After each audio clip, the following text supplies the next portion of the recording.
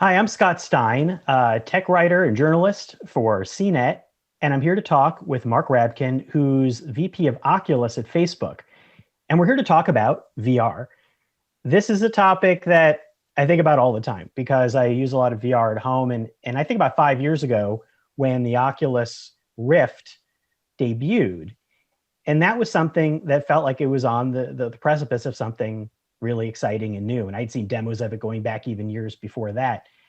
Now, 5 years later, we're still not at a point where everybody's using VR, but the Oculus Quest, which Facebook released in 2019 and then revised in 2020 with the Quest 2, hit a whole new level. Basically, the stuff that I'd been thinking about 5 years ago, which was fully wireless and high res, and here it is.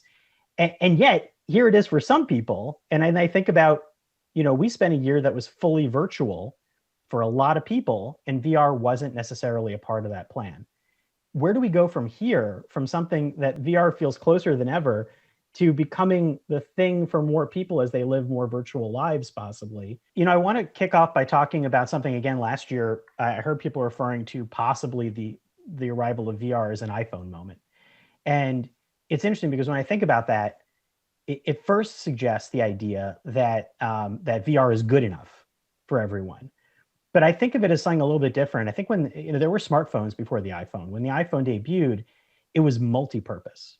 And I think for me, the moment that it started arriving in people's lives was that it was doing more than one thing in their lives and started to eat up other functions of other gadgets, camera or GPS or all these other things. That is the thing that I wonder: are we close to that? VR is a game console now in a lot of ways, but they're striving for, say, social or fitness, the workplace. What comes next with that? I think we're in the middle of it becoming much more than a game console on your face. And thank you, by the way, for being a fan for so long from the early Rift days. For any VR fan, it's been an exciting journey, ups and downs. But I really feel for the first time, I think we're in that hockey stick right now, right in the crook of VR becoming way more popular, way more mainstream, and way more accessible. And I think you're right. The Quest line, I think to us really changed how VR feels and how it grows. It was the first all-in-one package. It was the first time it's truly accessible and easy to use. It's the first time when I was demoing it for people young and old, like, grandparents. They can just be in there. It's natural. They can do the movement. They can do the stuff. There's no wires. There's no external sound. It just works. And that, I think, was combined with good optics, good resolution. It really just accelerated how many people you can get in there and what they can do in there. And the Quest 2, which builds on that Quest 1 moment for us, just came out a few months ago, just doing incredibly great. Quest 1 was out for about a year and a half. Quest 2 surpassed how many people got into it in 7 weeks. So 7 weeks of Quest 2 was more people in than the whole lifetime of Quest 1, which is absolutely amazing. And I think a lot of what that's driven by is that there's a lot more stuff to do in VR now that it's in this package. And that means developers are succeeding. So one of the biggest things we're doing internally to measure are we doing well are how many people building experiences for VR are having their dreams realized. And excited to say we now have 60 titles in our store that are over $1 million in revenue. And that's 1/3 of the titles in the store. So 1/3 of the apps are making $1 million, which is really starting to become, it's not just a dream, it's not just a niche hobby thing. As a developer, you can really start to build a business on there. And that amount of $1 million apps, it's doubled in just over 5 months. So really exciting inflection point. So those apps, are they mostly games, or are they, are there others that are doing more than games? I see fitness being a focus as well. Yeah, there's a very interesting expansion right now as the ecosystem grows of both audience and experience. And that's what makes me really excited about the future of VR just being a lot more. Well, when I think about more people coming in, which I'm starting to do more too. I mean, I have friends who are getting them, and it's slowly starting to become the case that I might know people who are using VR. But from there, I know that Facebook's plans for this, at some point, this becomes a larger scale social platform, and Facebook is a social media company, and we haven't hit the massive scale stuff yet, and what even that implicates. And I was curious about what are the steps to that right now. When I think about going online socially, it's on a very small scale. Inviting a few friends, and we have this kind of small cluster, and at some point, Facebook's working on Horizon as a type of an open social platform. When do you see that becoming more of a thing, or how do you see the steps towards getting there? I think there's going to be a ton of progress on it just this year alone. So making the system social and letting people have experiences together is a huge focus for us right now. So one way I think about VR, obviously it's an incredible computer on your face, but just because of the immersion it gives you, because of the way it gives you to navigate the world, it's a feeling machine. It makes you kind of feel things. It makes you feel travel. It makes you feel social connection. And what we're doing is we're building the building blocks this year to let you experience that social connection with other people. You alluded to the early days of the ecosystem. Yeah, when it was so niche, there were just not enough people online and not enough people for you to have that. But that's really changing with Quest 2 and how many people are in there. So we're starting to think about all the building blocks to make connecting with other people great, whether it's messaging and communication, whether it's voice, and even how you present yourself. So one thing I wanted to show you, Scott, and we can take a look, is a sneak peek at the new avatars we've been working on for Horizon.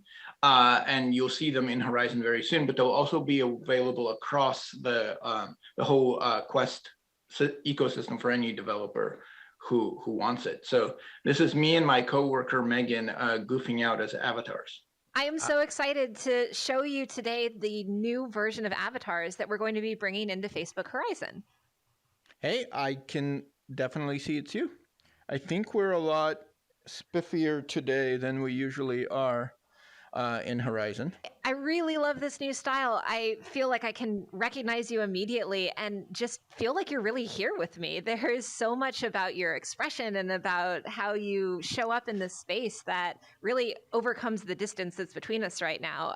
Can you tell me a little bit more about what's changing with these avatars? I am pretty excited about this. There's just so much engineering work that goes into making avatars like this feel natural and expressive. The expressiveness and the face and how we look, it's basically like creating an animated movie. There's lighting, there's rigging, there's body positioning, there's animation, there's all this stuff that goes into it, but you're not creating a predetermined scene. You have to do it live for a performer who is a wily random human just doing whatever they want to do. It's going to make Horizon a lot better, which we'll tell you a little bit about. And it's going to be available to all apps on the Oculus system. What are some of the things that you've seen in Horizon over the last couple of months with the invite-only beta group? So one thing I wanted to share as we think about what Horizon can be good for that might be interesting for this audience is that when avatars are hanging out and goofing around, sometimes it's so natural that one of us starts kind of performing, showing off for the other. And we've had really interesting examples of that energy lately. So for example, in September, after our Facebook Connect conference, John Carmack, who is our VR guru, he always does these hallway talks that for many people are the highlight of the conference. And he did them in Horizon with 30 people crowding around him, asking questions. He's telling stories. The energy was so amazing. He burned through 2 full headset charges for hours just talking with them. So that's one of the things we're thinking about for these virtual worlds is, can we find a way in there to not just let people hang out, play games, but let artists express themselves in a really natural way?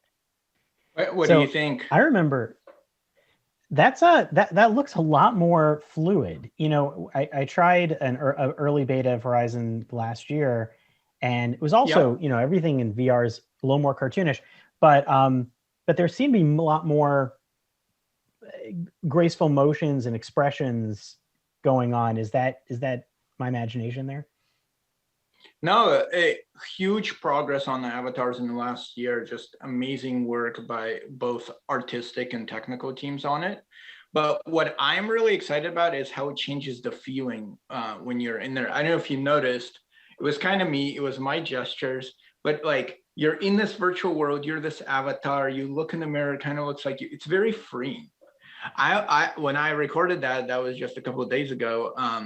I was just like bouncy. I was energetic. I was excited.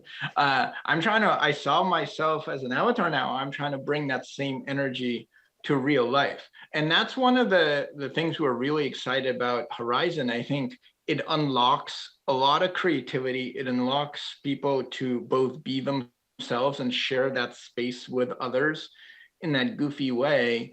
I talked a tiny bit earlier about a VR being a feeling machine. What I really want people to be able to do is create memories with each other in those spaces, to hang out, to have that real social connection, to talk, to play, to express themselves. And that story my avatar me told about Carmack at our conference, I am really excited to where that can lead in Horizon. I think there's a lot of types of performance that just benefits so much from the audience interaction, either between the performer and the audience, or the audience creating a vibe and energy. In addition to just users building worlds, building games, building private spaces for each other in Horizon UGC, building kind of communities for different kinds of people, I'm also really thinking, how can artists express themselves in there? How can we eliminate distance as a thing? Pandemic brought this to the forefront for us. Everyone's thinking about remote work. I'm thinking a lot about remote art. Well, I know that, there are some avatar experiments, whether it's, work with volumetric capture or Facebook Reality Labs research looking at, last year showing, or the year before, showing really realistic faces. And it looks like it's beginning to sort of borrow some of the expressions from that. I think also about the kind of rules of engagement in the social world. Like I see a lot of theater. I see a lot of theater and art performance that are very compelling, that use space and movement. And then I think about Zoom, which at the same time is existing, which is what everybody's using, where we've taught ourselves a kind of a rules of engagement. We're used to the jokes about muting and sharing your screen and all that stuff. And we've done that in a short period of time. Yet when I think about VR, I feel that, some people approach it a bit like a chat, some people approach it like a game. Are you seeing a point where we begin to figure out those social rules and get comfortable with them without really being seen? We're sort of presenting, but not being seen.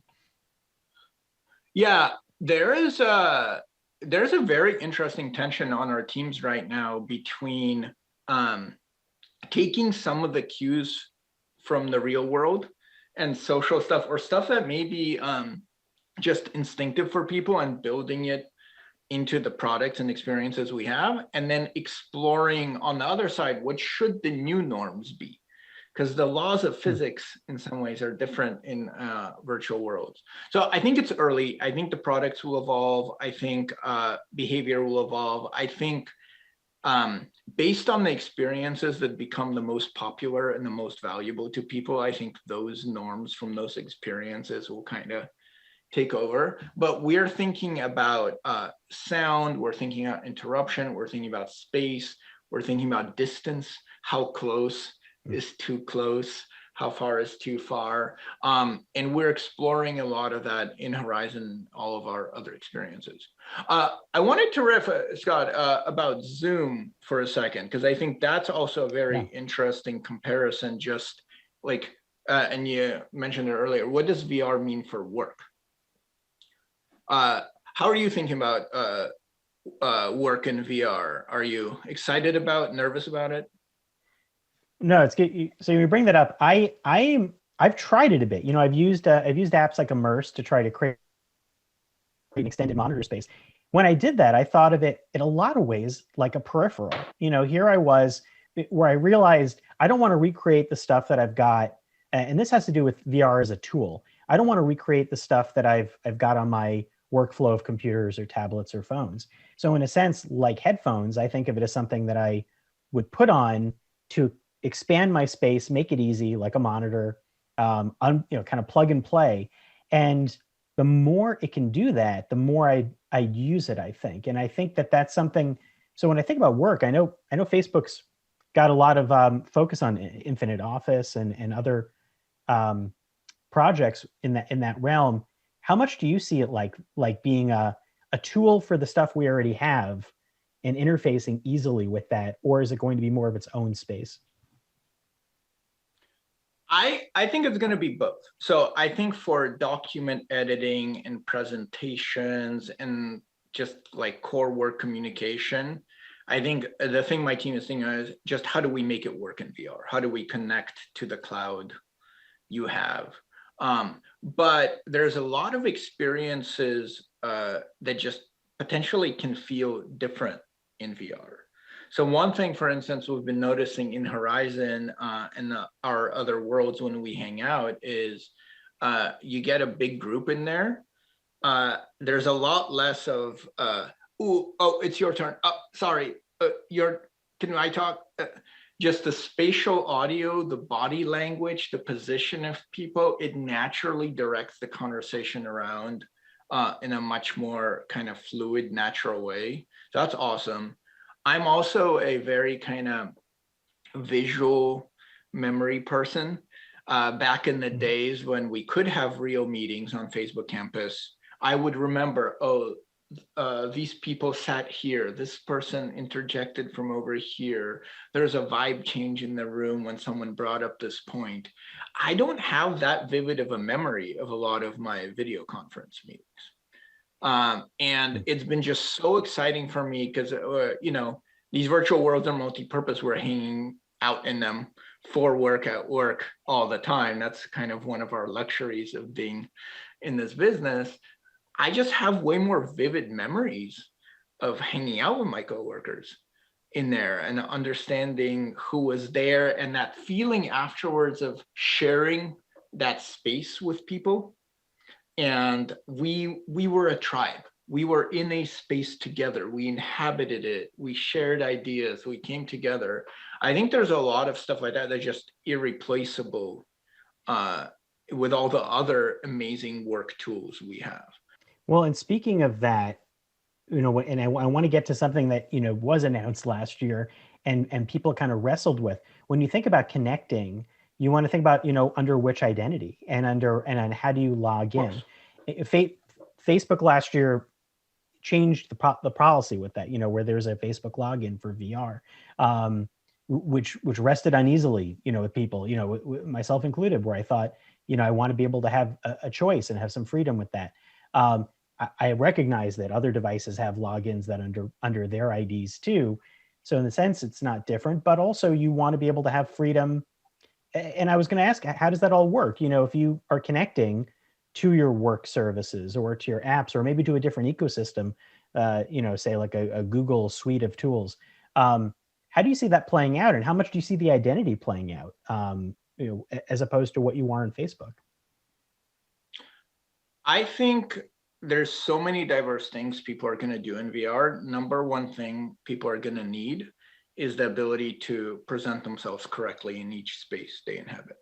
I think it's really important for the device to have Facebook login overall. So we can have your profile, you can have your default identity, you can have the connection to all the social graphs you've built up over time on Messenger, on WhatsApp, on Facebook, on Instagram, and be able to bring that in with you, both so that you can hang out with people in VR and do stuff together, but also just communicate with them while you're in VR. So it's not just a shut off, isolating experience. When you're playing a giant multiplayer game with teams and some relatively impersonal interactions, you probably want to be a pseudonym.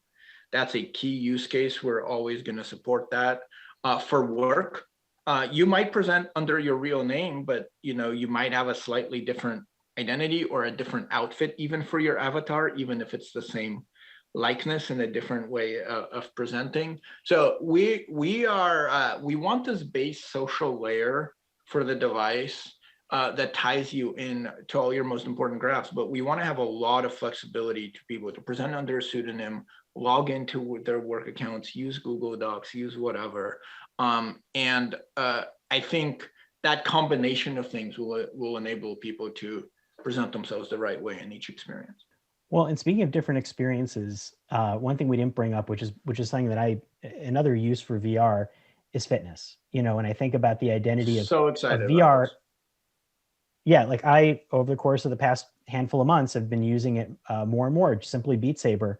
And there are more in-depth apps like Supernatural, which is almost like a Peloton experience. And how much do you see that Peloton, we're all working out at home, the possibilities for that type of training, and Andrew Bosworth had brought up subscription apps being part of that picture. I would also think, how much are you going to fold in existing health platforms? The ability to more easily connect your watch and other things to these services, and what that could be. Super excited about fitness. It's really interesting how Beat Saber in particular, it developed really organically. People were just in there smashing blocks to music with their sticks, and just realizing, hey, after an hour of gaming like this, I just feel better and different than another hour of gaming. And it's such an interesting thing to me that virtual reality brings real benefits to your body, even though it's virtual. It's such an interesting connection of your real body moving in real space and this experience. Really, really hot vertical and area right now. Fit XR is doing well. Supernatural is doing amazing. One thing I'm so excited about Supernatural, they have almost exactly 50-50 male-female breakdown of their users. So really, it is just welcoming such a diverse set of people who want to get fit in VR. And I love the community that's forming around that. People, it's just so positive. People are really encouraging each other. And it really brings a lot of benefits of VR to the forefront. The fact that there is physical movement involved, the fact that it can be so motivational, that emotion machine we talk about all the time. It can get you going, it can get you excited. You can have a personal trainer, you can have great music, you can have virtual landscapes. It's just very, very engaging. And it's super fun for me to get into a zone where technology is making people healthier and happier, because I think a lot of times people kind of worry about what the new technology will bring. And I think between the social aspects of it and the closeness it can bring with people at distance, and the fitness aspects it can bring, it's a really positive development for the whole ecosystem. I want to know when the next VR headset's coming out too, but I'm sure you won't actually tell me that. I mean, the Quest 2 just emerged, right? So yes. I guess and I think that's the question now is, it's not so much a question of something new hardware wise, it's a matter of what we make out of the hardware that's there. I'm really curious about seeing what emerges, and I'm glad to get this insight. I want to try using it for work. I want to see what happens with that, and see if you can blend Zoom and the spirit of Zoom with the spirit of this, and what that could turn into, if that's something we'd want, or something that could help, or something that would be weird. Mark, thank you for the conversation on this.